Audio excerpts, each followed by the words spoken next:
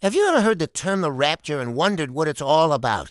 It's a concept that has fascinated and puzzled people for centuries. Today, we're going to dive deep into this idea, exploring its origins, its meaning, and what different people believe about it. So, grab a cup of tea, get comfortable, and let's unravel the mystery of the rapture together. First, what exactly is the rapture? The word itself comes from the Latin word rapimer, which means to be caught up or snatched away. This idea is primarily based on a passage in the New Testament, specifically in the first epistle to the Thessalonians, chapter 4.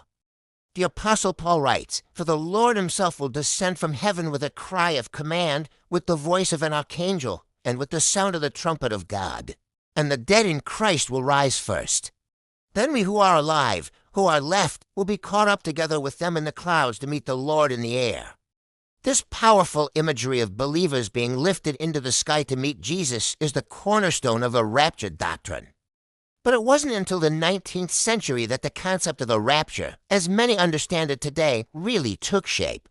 A minister named John Nelson Darby was a key figure in popularizing what is known as the pre-tribulation rapture theory.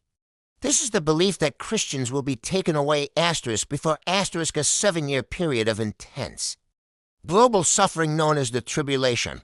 Darby's teachings spread widely, especially in the United States, and became a central part of a theological system called dispensationalism.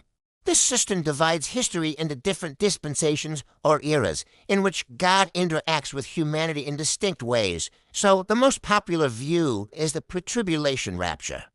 Imagine this: one moment, life is going on as usual, and the next, millions of people vanish from the earth without a trace. This event would signal the beginning of the tribulation, a time described in the book of Revelation as being filled with plagues, wars, and disasters ruled by a figure known as the Antichrist.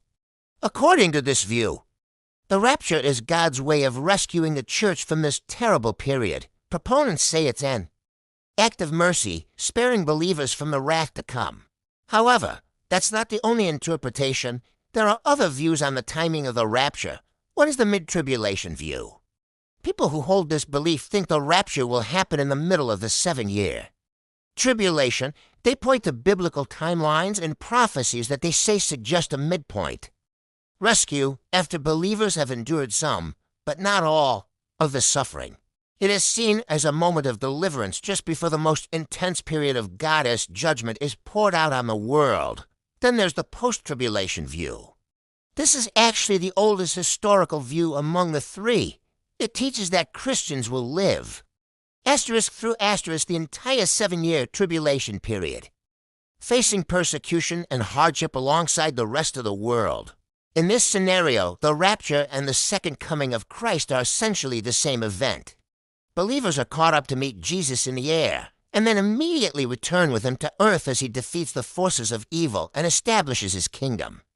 The focus here is on endurance and faithfulness through suffering. And finally, there's a view that doesn't involve a separate rapture event at all. Some Christians believe that the passages about being caught up are symbolic or allegorical. They don't interpret it as a literal, physical ascent into the clouds. Instead, they might see it as representing a spiritual transformation or the final resurrection of all. People at the end of time, for them, the focus is less on a timeline of end-time events and more on living a faithful life in the here and now, ready for Christ's return whenever and however it may happen. So, as you can see, there's a wide spectrum of beliefs. The idea of the rapture has had a huge impact on culture, especially in books, movies, and music. Think of the Left Behind series, which sold millions of copies and brought the pre-tribulation rapture theory into mainstream consciousness. These stories paint a vivid and dramatic picture of what the world might look like after millions of people disappear. Whether you see them as literal predictions or compelling fiction, there's no denying their cultural footprint. Why does this topic matter so much to people? For many believers, the rapture is a source of immense hope. It is the promise of being reunited with loved ones who have passed away and of finally meeting Jesus face to face. It's an assurance that, no matter how difficult life gets, there is a glorious future waiting. This hope, often called the blessed hope, encourages believers to live with a sense of urgency and purpose. sharing their faith and living in a way that honors God, of course. The idea of the rapture also brings up a lot of questions and debates. Theologians and scholars have spent centuries discussing the interpretation of specific verses, the meaning of ancient prophecies, and the timeline of future events. Does the church go through the tribulation? Is the rapture a secret event or a public one? These questions don't have easy answers, and sincere, Bible-believing Christians can be found on all sides of the debate. It's important to approach these discussions with humility and respect.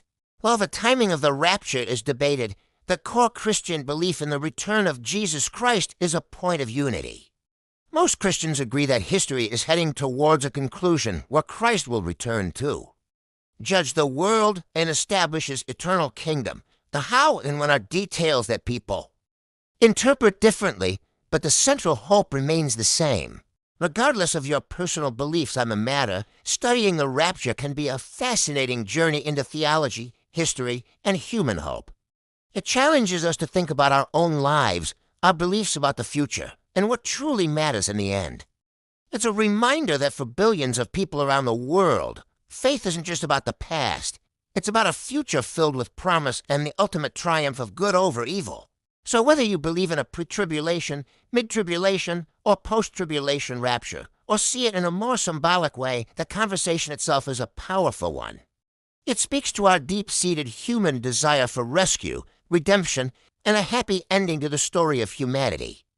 Thank you for joining me on this exploration of the rapture. I hope it's given you some food for thought.